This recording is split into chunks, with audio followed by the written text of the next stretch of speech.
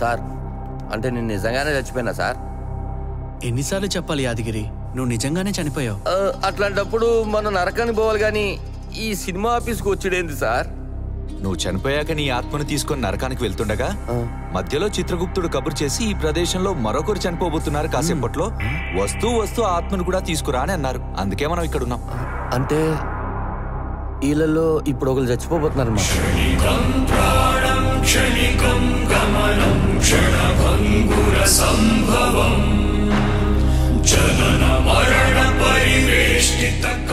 వీళ్ళలో ఎవరు సార్?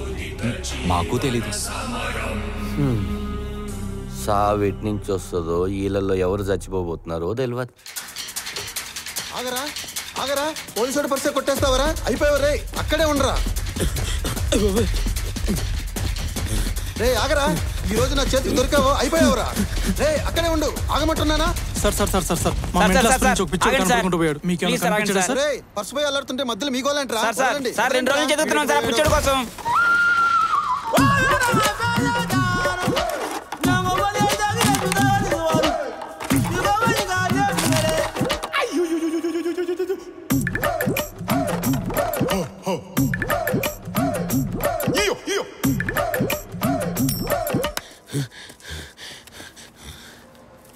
బాబాయ్ బాగా డ్యూటీ చేసినట్టున్నాడు.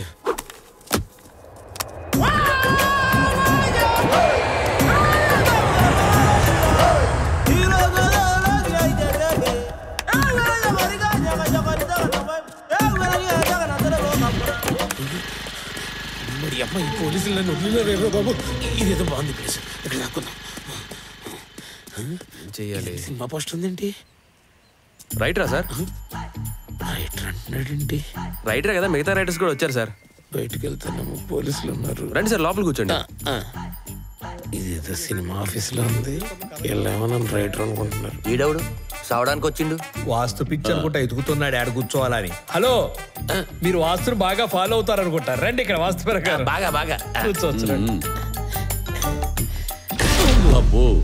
ఎన్నాళ్ళైంది ఫీల్డ్ లో ఉండబట్టి? చిన్నప్పటి నుంచి. ఎప్పుడు కనపడలేదంటో? కనబడితే దొరికిపోతాం. ఏంటి అర్థం కాలేదు? అర్థం అవ్వాల్సిన అవసరం కూడా లేదు. ఓహో, ఏం పేరు? గంగులు. అమ్ము, అలా ఉందేంటి పేరు? నీదేం పేరు? ప్రసాద్.